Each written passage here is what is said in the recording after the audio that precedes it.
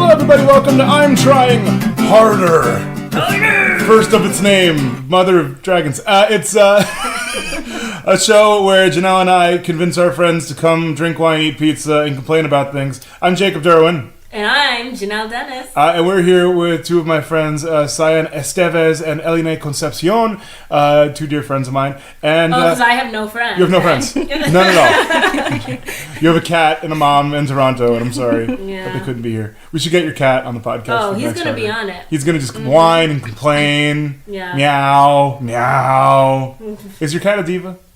Yeah, he's a love bug. Oh, okay, good. Yeah. Yeah. I don't like that. Both me and my mom don't like that. That he's a love bug? Yeah, because we're like, we've been feeding you. We rescued you from literal death. They were supposed to put you down because you're in a kill shelter. And anybody that just walks up, you're just like rubbing up on them. He's a little bit of a... You want all the love for just you. I sound like this is a toxic relationship now. I'm realizing It's gonna move that a little bit. Cool. Anyways, on this little spin-off show, we are essentially going to pick a kind of general topic. We are going to break our guests into two teams. Janelle and I supporting our guests, and we're going to give them an opportunity to just complain about something on that topic, and you, the listeners, will decide which is the more right to complain about, which is the better petty argument, essentially. Wait, is this what it is? Who's the pettiest? Yeah, basically. I'm gonna win every single time. That was dumb. Maybe petty's not exactly right. You know what I mean. We're just gonna get our bad words and our moans out and all that jazz. All right. And Are you allowed to use bad words? I was gonna say and moans out, but I decided not to say that. Okay. I don't want to bleep myself. Yeah. But now I have to cut this out anyways. Who cares? Anyways, so we decided today's topics. Our premiere of this thing is going to be something. It's going to be hype. Something that was hyped up to you growing up or throughout your life. Something that you were so excited about for so long, and it just disappointed in some way or other. It let you down. You felt great. You felt good. Felt like it was going to be an important, fun aspect of your life, and You were wrong. You were wrong. The world said, nah. Nah. Anyways, we've divided the teams based on a coin flip. Elline is going to be on Janelle's team. I've got Cyan, and you know it. Thank you. How come you didn't woo for me? I'm wooing for you in my head. Oh, okay. Internal mental wounds. I'm already insecure going into this, so... We got this. Okay, she just patted my back. I feel better. You feel company pat. Who's going first? Should we flip to go see who goes first? How are we doing this? What's the...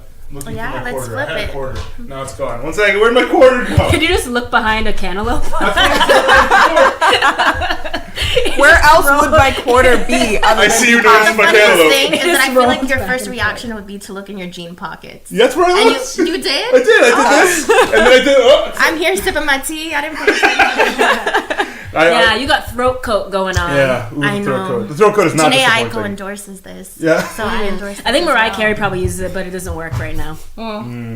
That was too mean. Is there something wrong with No, Mariah was Carey? it? I mean, her voice now I guess is I not haven't what heard it it. used to be. Well, yeah, she's older. It's hard to maintain that stuff, man. Celine, 2 words, Celine Dion. Okay, that's fair. You Canadians. I'm pitting them against each other. That's not right. It's not right. You know, and I love Mariah, so. Yeah. Anyways, I take it back. who should we? So for going first, should we do heads, You just call it in tails? the air since Yeah, you picked the perfect. last one. So you call in the air which one, and then you'll pick. Whether you want to go first or I've second. never called it heads or tails before. You ready? This is new to me. This is Do I just say exciting. call? What? Really? You'll say, No, you say either heads You're or gonna say heads or tails. tails. Okay. Ready? Okay. Here we go.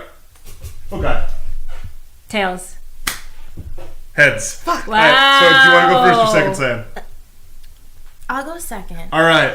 So presenting to you. I'm sorry. I like to This is my see. first heads or tails. Oh my Why God, you no, it's do totally that to fine. me? It's totally fine. obviously skill based. What are you talking about? It's a 50-50 chance. Yeah. So I was So gonna it's pick fine. heads, but I'm like everyone. My thought process was everyone's gonna think I'm gonna pick heads, but that's not even what the deciding factor is. Anyways, so presenting to you Elline Concepcion's argument for what she thinks is the most hyped up but disappointing thing she's experienced. Take it away. Okay, I've had about 30 seconds to think about this. Yes. And I've decided I'm going to go with Paychecks because it's all about money. And Yes. when you are little, you always think like, oh, I can't wait to make my own money. I can't wait to make my own paychecks. You think like my entire like adolescence, all of elementary school really was all focused on, I just want $2 to get ice cream from the ice cream truck. And now it's $4. That's all. It is $4 now. It's really expensive in New York too. Yeah. And all I wanted was that. Those are all the goals that I had. And then I realized that doesn't mean absolutely anything. And when you're growing up a little bit more, you're like, okay, college is this much amount, this much, and you're like trying to calculate all this crap in your head. And $1,000, which you would think is far now. We all live in New York. We all pay New York rent. It means absolutely nothing. Zilch. Nothing. It's not worth it. Paychecks are so hyped up and you get so excited about it every single time. But 2 days later, you're like, well, that's gone. And taxes. And taxes. Don't even get me started on taxes. 401k. Listen, health insurance. Benefits. It's all so expensive. It's ridiculous. So you didn't feel like as a kid you had any insight into like what any of this was? You just, as far as you knew, it was just like, you get money, you live now. Woo! Yeah. Basically, that's all. Did you have a piggy bank? No. Oh, wow. Didn't.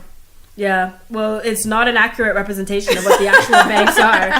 It's not. Because then, also, if you are in a bank, then depending on if your bank has fees, they're taking, everyone's taking, I like that you picked Paycheck. Everyone has, at one point, foolishly accepted a, 24 point whatever APR on a credit card, and you think that that's fine, but you don't realize what you're actually signing up for until you're there and you're like, well, all my money's gone already. You're like, cool, cash back, cool, free Ariana Grande concerts, wicked. Yeah. Not thinking that. And also cash back, another scam. Because I think that you're actually, I'm like, oh, I'm going to get, oops. You think you're going to get so much noise effects. You think you're going to get so much cash back. You're so excited for all this cash back. You're going to swipe, and you're going to have $300. Spend. Exactly. You're going to have actual money to spend. And I've only ever had if I really didn't spend any of it, $20 at one time. I think I just spent it too quickly. Or the cashback is a scam. I'm going to go with cashback. I'm going to go with scam. Yeah. Yes. I only ever got that. That's the biggest amount of cashback in one lump sum that I've ever withdrawn. It's like presented as this huge thing. Yeah. Yes. The thing is, it's a reward for doing something that you shouldn't even want to do. Yes, you shouldn't swipe your card as much as you do, but if you do, you get cash back. Yeah.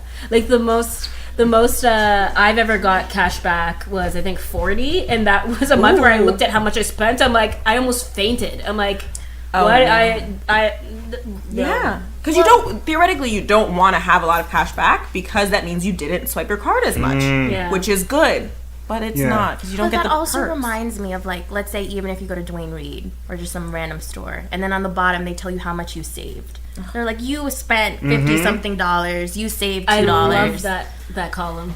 Does it give you a sense of satisfaction though when you see that? Because for me, it just goes back to everything being BS. No, I think everything's already marked up. So this $3 that I already saved, I shouldn't have paid for anyways. You could even argue that with couponing though.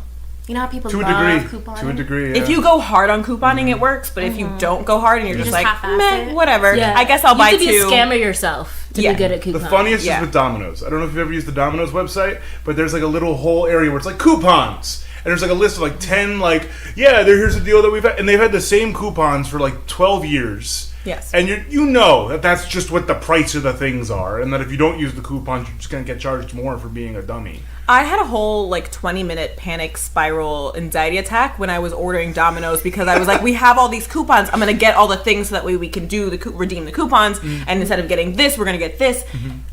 At the end, I just scratched everything, threw the whole thing away, just ordered the one thing that we actually needed. Yeah. And it was so infuriating because I was so committed to getting the deals and getting the coupons, and it didn't matter because I was spending more money on some more things that I didn't actually want.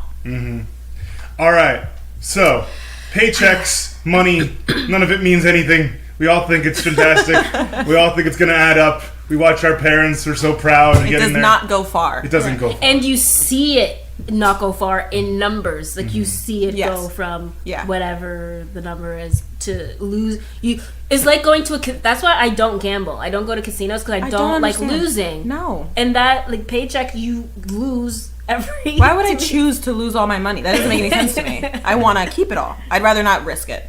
Because it's already going away anyways. And that's totally fair. Yeah. Absolutely. Elline and Cyan, thank you for your argument. Thank you for your story. I appreciate that. Happy to be here. All right. Cyan Esteves. Presenting. So I was thinking, and this is super general, but I ramble a lot. Hit me. With me, I would say adulthood.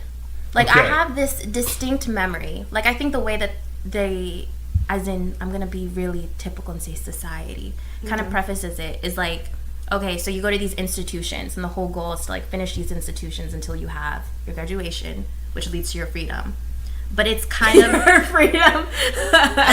essentially. I'm laughing extra hard because I'm graduating this week. And then that's the reality of it, though. You spend like what, like a quarter of a century usually going through school, and that's not even taking into consideration like sometimes if you have to basically put school to the side because you have to like do a job, or maybe you're a single parent. I'm going really deep with this, but there's many facets to this. It's true though. Or if you do like a master's or a PhD, like it's a lot of time. And I feel like I did pay attention in school, but I feel like a majority of my memories are me looking out the window, looking out to another landscape of where I want to be, and then I reach that landscape because that's where my zone school is, or that's where the high school I go to, and then it's onto the next landscape, and I finally go there, and it's back to being in this confined space, which is now transportation.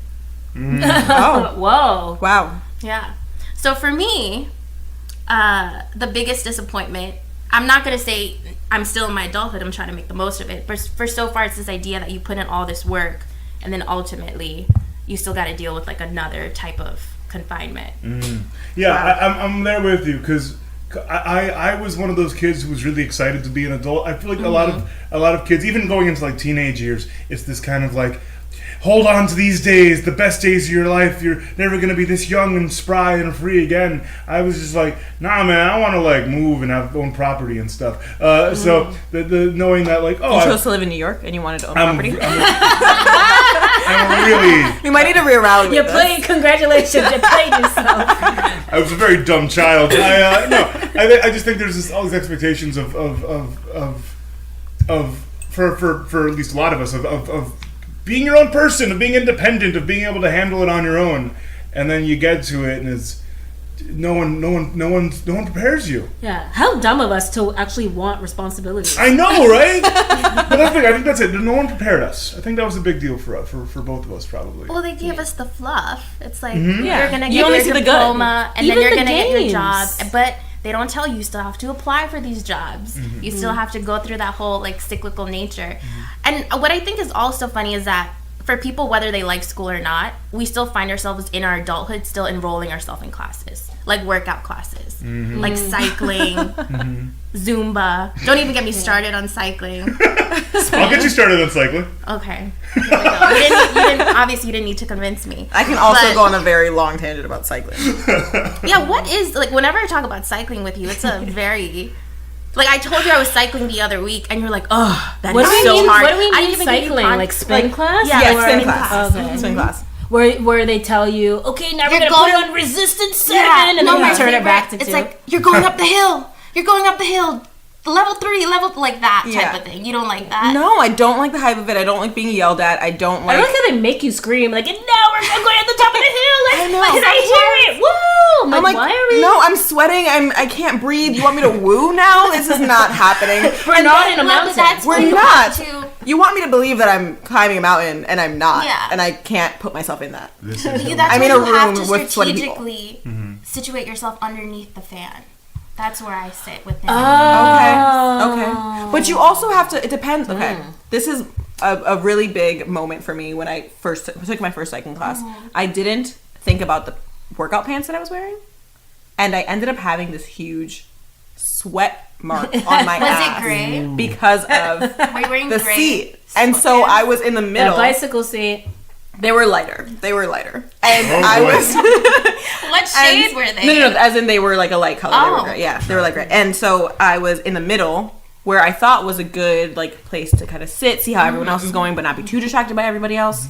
But really, all I could think about is the fact that the person behind me is staring at my sweat stain on my butt, and it just really, I couldn't get into it. That's maybe why I couldn't climb the mountain. Because if they're me, they're just staring at the ceiling, wondering when this is gonna end. To be honest. Okay, fair. And if it were me, I'd be hoping I have a butt stain, because that would mean that my butt is big enough to warrant a stain. I did Is hear, that how though, this works? I don't know if this is true. We could easily Google this, but I did hear there's like butt pads that you can do on, because you know how sometimes the bicycle seat is uncomfortable, like it just jams up there. So you could request it. There's probably an additional fee that might deduct from your paycheck. Yeah, would it be more cushion? I'm sure it'll Another be scam, an adulting scam. We're all around money. Is it a cushion? Is it just? I think is it so. cooler? Like, cause like what is the benefit? Prevents it from, you know, like a bone It's down deli there. meats. I'm not sure. Little pillow. That would make me sweat more. For your comfort. Yeah, of course it would. Yeah. Well, I mean, I was that's what sitting it's at just. my desk the other week and had a sweat stain around that area. I'm not alone on this, because I've also experienced I feel it's like hard chairs, like going like sitting like on a desk chair or something for too long, and you get up. The and, inner like, thigh. The plastic is just like the whole thing is just. That just brings up like when you maybe not for you, but for us, maybe when you're wearing like too short shorts, or like your skirt is a little short, your dress I've is a little seen Jacob short, in some short and then, shorts. Ooh. And I've seen Jacob in a skirt, so. Okay, let's come back to that. Yeah. But I was just gonna say the little like bumps that you get on the back of your thighs. Yeah. From after sitting on a lawn chair for too long, or like the lines, and you're like sweaty, and now you have marks, and it's just strange. That just reminds me of one of my fears What's in one life. of your fears? No. Summertime, and you're about to sit in the train, and someone gets up, and you see that little mystery sweat dribble. Mm-hmm. It sounds like a Nike commercial. Some booty juice right there. Booty juice. Oh boy. Oh boy. Oh no. That is very... I want to add on to the general idea of That's adulthood. a valid fear, though. Yeah. It is, and you deal with that in your adulthood. Mm-hmm. Well, yeah. You're not wrong. No, but I think Bring it back. I want to bring it back because, like, I feel like in terms of like preparing for being an adult, like, Yeah. I don't know about y'all, but like, we take classes now that I think we need to take as adults because we don't really know what we're doing in those ways. Like, like we, me, Elline and Cyan have all taken a baking class together. We've done You've gone and done other cooking class type things on your own. Like, we do that. We take exercise classes. We take these kinds of things because we didn't learn them. Like, for me, I'm lucky that my family is filled with people who are good with numbers because I have no clue how to do my taxes. Like, these are kind of that's also related to money, but like these are staples of what it is to be an American adult, of to be in society and pay your dues and just function as a normal human being. And I mean, I could tell you a couple things about European history, but like that doesn't help as much necessarily as having basic accounting knowledge, I would think, or knowing how to find an exercise routine that fits for you and not just the general phys ed for 200 kids at once kind of Climbing deal. a rope? Who can even do that? I don't know, man. Not me. I don't know anyone Was that personally like that a can do that. suburban thing though? Because I had never had to climb a rope. I never had to either, luckily, but Oh man, we You had did? to in Canada, and it was in the gym. and it was a just- Canadian rope, Yeah, they would just like. specifically a hard rope to climb.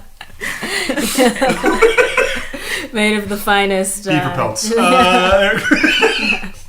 But then it's like you have to powder your feet and do all this extra stuff. The one good thing in phys ed class was the scooters and parachute. What? Yeah. Oh wait, the big thing. As a that you, little like- kid. Oh, it's a little Oh, kid. yes. Yeah. I was like, what? Are you talking I blacked out everything after like second grade. I wasn't here for, but Got it. the parachute, the scooters, when everyone like octopus. goes around the Yeah. like And like goes under it. and yes, stuff. and Yeah, you shake it. yeah. Yes, I I love. lived for that. love Didn't you that. live for that? I lived for, if you're talking about what I think you're talking about, the little scooter that you sit on and it has the little handles. Yeah. Yes. Oh, and I you didn't have directors. And you had a race. You like wiggle across the room. Yeah. Yeah. Mine didn't have handles, but I know what you're talking about. Same thing. You It were was just more dangerous. I living on the guess. edge. I once Where did you go roll to? over Your elementary school. Cleveland. I once did roll over my. I remember. Makes sense. Yes, it does. I remember like rolling over my hands multiple times, so I like loved it, but it was also super dangerous. I Cleveland rocks. Woo! oh god, that sounds Oh, in my wait. head for another 2 years. I had a gym coach, a guy named Coach Muscarella, and Coach Musk was the most passionate man about his job that I've ever met in a school environment.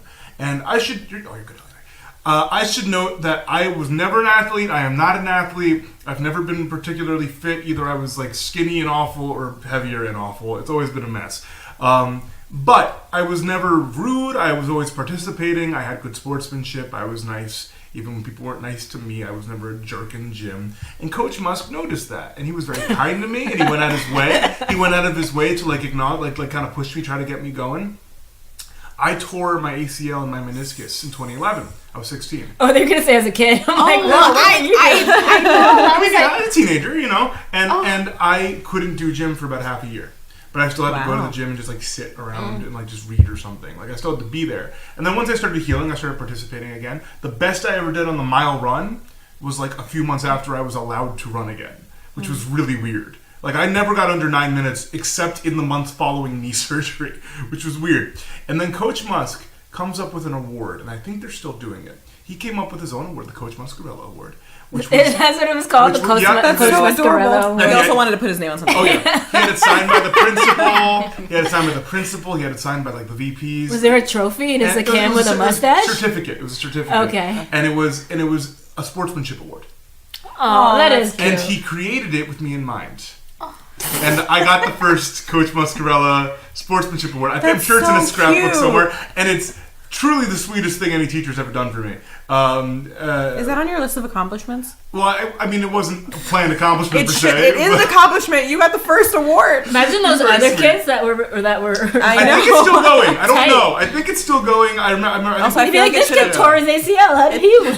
It should have at least been like a troll on like a plywood. A troll? Like a troll. The award. I feel like there should have been an actual. I think this is better. A guy icing his knee.